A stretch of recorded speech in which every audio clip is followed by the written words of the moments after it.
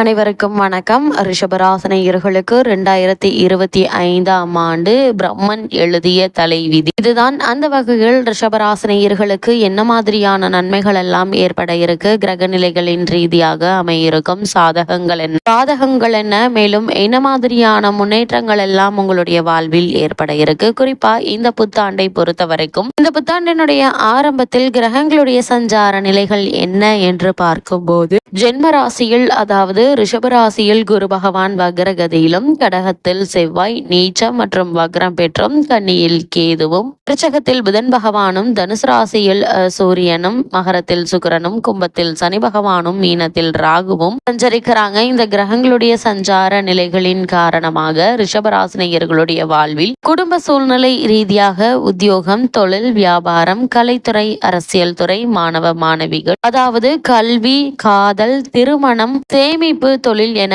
பல துறைகளில் உள்ளவர்களுக்கு இந்த வருடம் என்ன மாதிரியான நன்மைகள் எல்லாம் ஏற்பட இருக்கு என்பது குறித்தான முழுமையான பதிவு தான் இந்த வீடியோல நம்ம விரிவா பார்க்க போகிறோம். அந்த வகையில ரிஷபராசியை சேர்ந்த கிருத்திகை 2ஆம் பாதம் முதல் ரோஹிணி, மிருகசுரேஷம் 2ஆம் பாதம் வரை உள்ள நட்சத்திரக்காரர்களுக்கு குடும்ப சூழ்நிலை ரீதியாக என்ன மாதிரியான நன்மைகள் எல்லாம் உங்களுடைய வாழ்வில் ஏற்பட இருக்கு என்று பார்க்கும்போது இந்த காலகட்டத்தை பொறுத்த வரைக்கும் உங்களுடைய ராசிக்கு ஏப்ரல் மாதம் 26ஆம் தேதி ராகு கும்ப ராசிக்கும், கேது சிம்ம ராசிக்கும் மாறுகிறாரு. அதே போல மே மாதத்துல 11ஆம் தேதி அன்று குரு பகவான் ரிஷப ராசியை விட்டு புதனுடைய ஆட்சி வீடான மிதுன ராசிக்கு மாறுகிறாரு. இந்த ஆண்டு முழுவதுமே ரிஷபராசினியர்களுக்கு வரவும் செலவும் சமமாக தாங்க இருக்கும். அதே போல பற்றாக்குறை ஏற்படுவதற்கு சாத்தியக்கூறுகள் இல்லை என்றாலும் கூட சேமிப்பதற்கும் சாத்தியம் இல்லைங்க. ஏன்னா ஏதாவது ஒரு வகையில செலவுகள் என்பது இருந்து கொண்டே தாங்க இருக்கும்.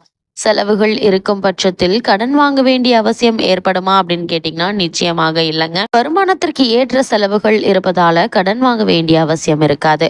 குடும்ப சுப செலவுகள் ஏற்படுங்க. குறிப்பா திருமண சம்பந்தமான முயற்சிகளை மேற்கொண்டு வரும் ரிஷபராசியினருக்கு முயற்சியிலேயே நல்ல ஒரு வரன் அமையுங்க. குறிப்பா காதல் திருமணத்திற்காக காத்து கொண்டிருக்கும் ரிஷபராசியினருக்கு இரு வீட்டாருடைய சம்மதத்தோடு உங்களுக்கு திருமணம் நடைபெற இருக்கு என்பதை கிரக நிலைகள் உங்களுக்கு தெளிவாக அறிவுறுத்துதுங்க. அதுவரை நீங்கள் பொறுமை காக்க வேண்டும் என்பதையும் கிரக நிலைகள் மீண்டும் மீண்டும் அறிவுறுத்துது.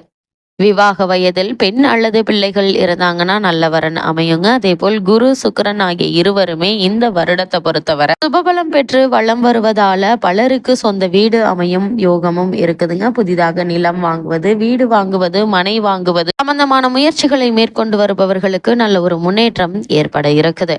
அதே போல செவ்வாயும் அனுகூலமாக இருப்பதால வசதியான வீடாக அமையுங்க. குடும்பத்தில் மகிழ்ச்சியும் ஒற்றுமையும் நிலவ இருக்கு.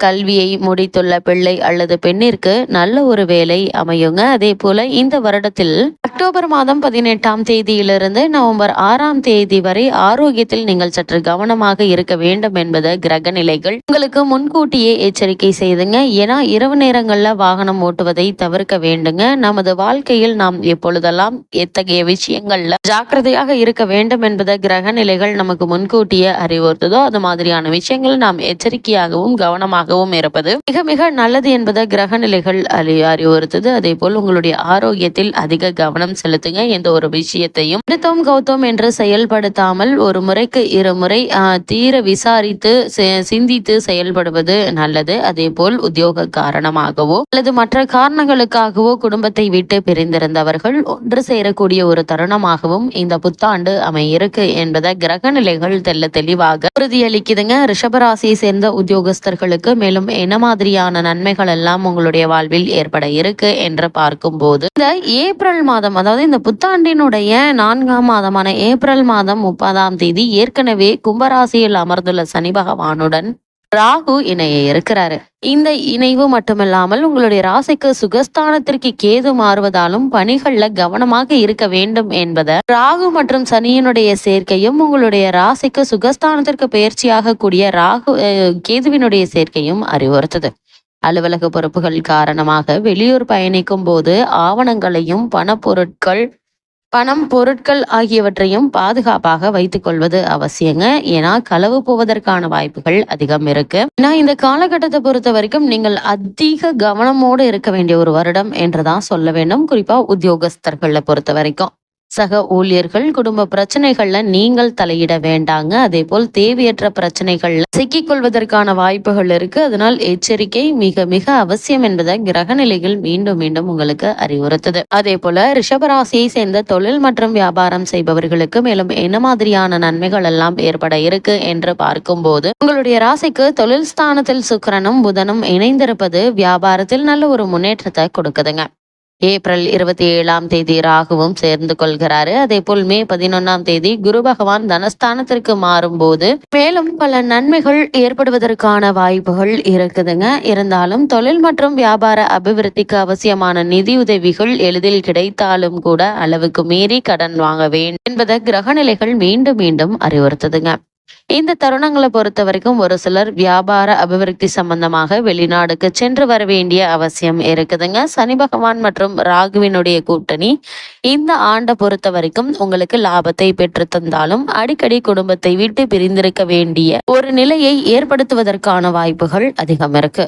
அதே போல் ரிஷபராசியை சேர்ந்த கலைத்துறை மற்றும் அரசியல் துறையினர்களுக்கு இந்த புத்தாண்டில் என்ன மாதிரியான சூழ்நிலைகளை நீங்கள் சந்திக்க நேரிடும் என்று பார்க்கும்போது, கலைத்துறையினரை பொறுத்த வரைக்கும் சனி ராகு சுக்கிரன் இணைந்திருப்பது நல்ல ஒரு வாய்ப்புகள் கிடைக்கும் என்பதையும் அதன் மூலம் வருமான உயர்வு ஏற்பட இருக்கு என்பதையும் இந்த 3 கிரகங்களுடைய நிலை தெல்ல தெளிவாக எடுத்து காட்டுது. இதனால் உங்களுக்கு செல்வாக்கும் லாபமும் அதிகரிக்குங்க. ஒரு சிலருக்கு தற்போது நடைபெற்று வரக்கூடிய தசாபுக்திகளினுடைய அடிப்படையில் மாநில அரசின் உதவி கிடைக்குங்க. அரசியல் பிரமுகர்களுடைய ஆதரவு தக்க தருணத்துல உங்களுக்கு கிடைக்க இருக்கு.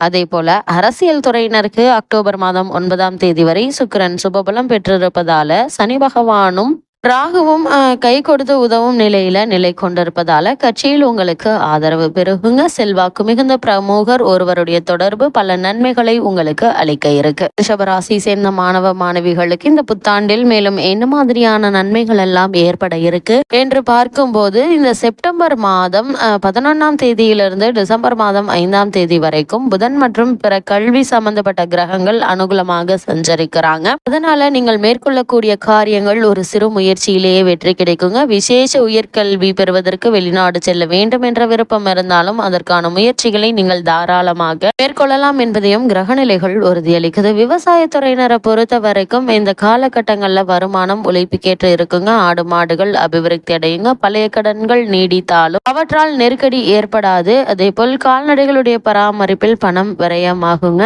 ரிஷபராசி சேர்ந்த பெண்மணிகளுக்கு இந்த வருட ஆரம்பத்திலிருந்தே மே மாதம் 2ஆம் தேதி வரைக்கும் குடும்ப சூழ்நிலை திருப்திகரமாக இருக்குங்க. குடும்ப நிர்வாகத்திற்கு தேவையான அதே அளவிற்கு வருமானம் வருங்க. அதனால் குடும்ப சூழ்நிலையை சமாளிப்பதில் எந்த ஒரு பிரச்சனையும் கடின உழைப்பும் புதிய வேலைக்கு முயற்சித்தால் வெற்றியும் கிடைக்குங்க. இருந்தாலும் கூட கிடைக்கும் வேலையில் பூரண திருப்தி இருக்காது. சற்று அனுசரித்து செல்வதே நல்லது. ரிஷபராசினியர்களுக்கு கிரகநிலைகளின் ரீதியாக கூறப்படும் பரிகாரம் என்ன என்று பார்க்கும்போது, தினமும் காலையில் கந்த சஷ்டி கவசமும் மாலையில் அருகில் உள்ள திருக்கோவில் தரிசனமும் தோஷங்களை போக்க உதவிகரமாக இருக்கும் என்பதை கிரகநிலைகள் தெல்ல தெளிவாக உங்களுக்கு அறிவுறுத்துது.